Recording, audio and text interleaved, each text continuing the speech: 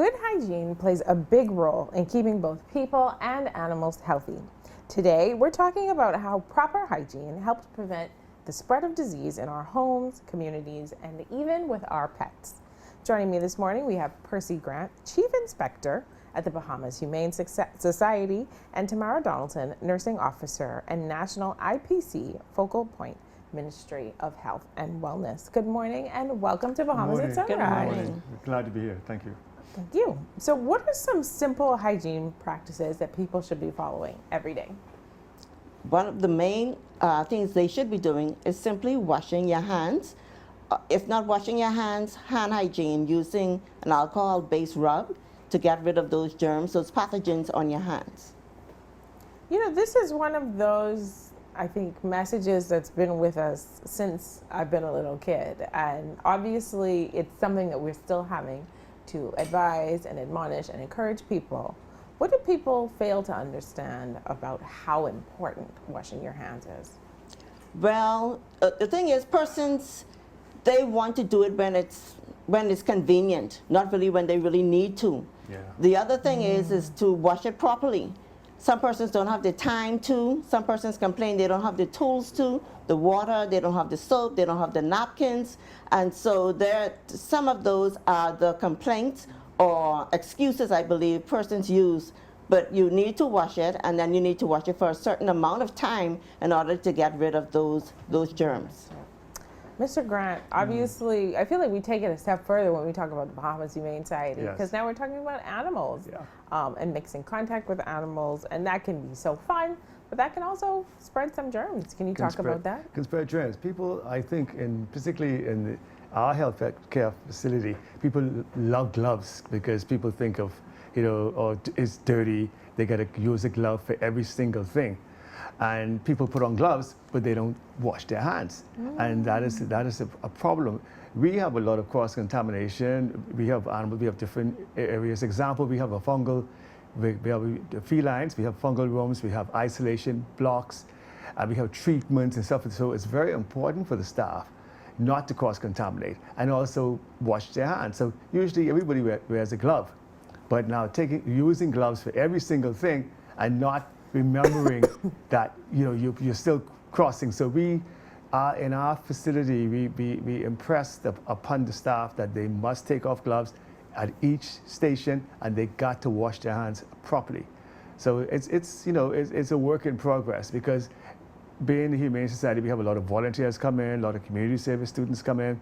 They want to use a glove just to open up a paper, so to rest down in the cage. And so that is a problem. So they believe that they got a glove on, so they don't have to wash their hands. So we try to encourage them to wash their hands as much as possible, because they're spreading germs.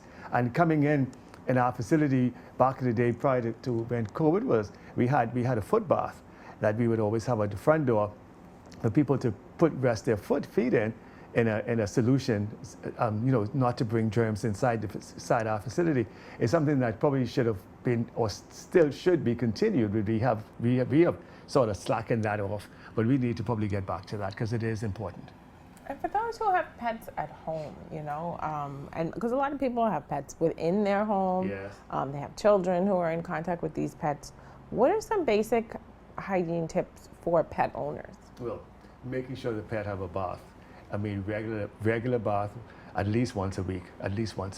But I mean, if the pets are going to be handled by humans, they got to wash their hands every time. They got to keep washing hands, and that is an issue. People feel, oh, my little cuddly little pup, it's a thing, but they got to wash their hands, got to, and that's important. And using, we talked about alcohol-based products, using the bar soap. I think we talked about that. The bar soap being important, particularly in homes, carbolic soap.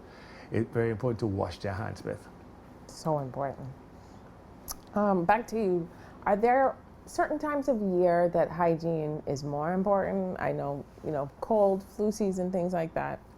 Well, it's actually always important, but however, our climate, let's say, for example, in the summer, persons, they don't want to wash sometimes. You go to the beach and say, okay, I could just wash off that way. When it's cold, persons don't want to bathe. So we have increase in scabies for some reason. But yeah, so all through the year, and then certain organisms grow at certain times. So you may have a period where there may be flu season, and then there may be a period where you may have gastroenteritis, where you may have these diarrhea outbreaks at schools, at different businesses, anywhere in the community. That may be based on sometimes food poisoning. So that's one of the reasons why we really want to encourage hand washing. And one thing I must add too, we're in collaboration with the Disease Surveillance Unit. And they're responsible for outbreaks in the community, monitoring that, trying to prevent that as well. So the three of us together, this is our campaign that we're trying to promote in country right now. Yes. Incredibly important.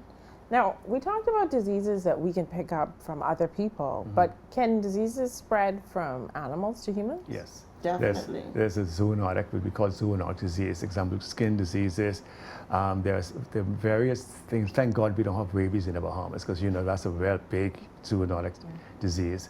But yes, it is important that people wash their hands. We have, I think sometimes with the spread of diarrhea, a lot of animals get diarrhea, and I think that could be a form of people not handling and washing hands and with pets. And there's another disease called parvo virus that's in puppies, where in damp surroundings and people not having the right facility with puppies.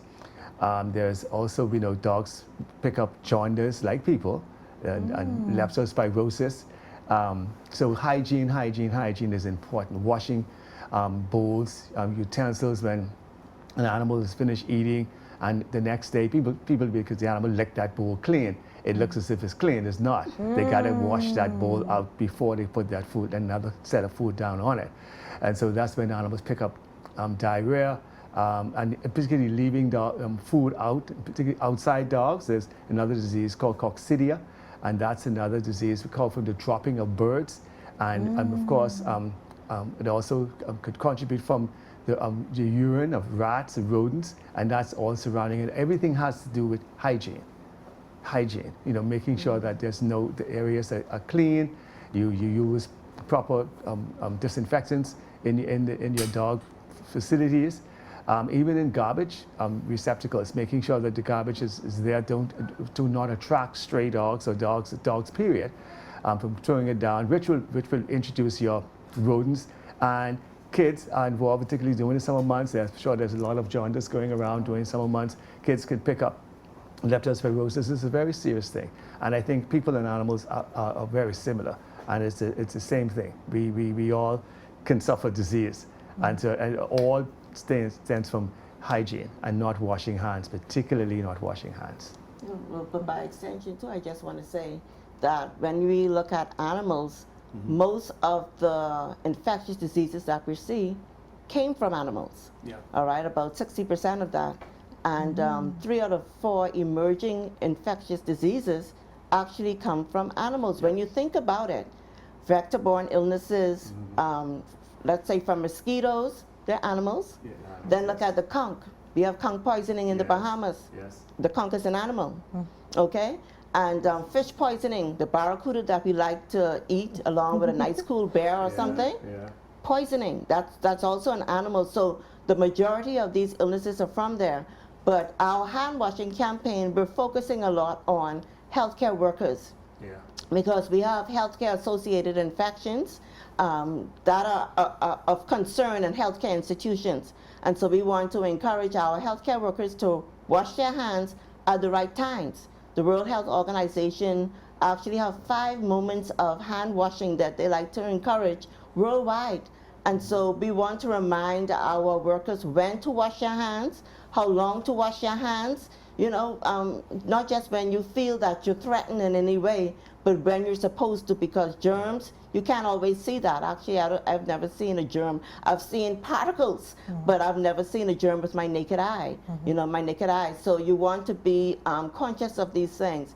And we've had the hand washing campaign with so many tired slogans over and over, wash your hands, sanitize, do this.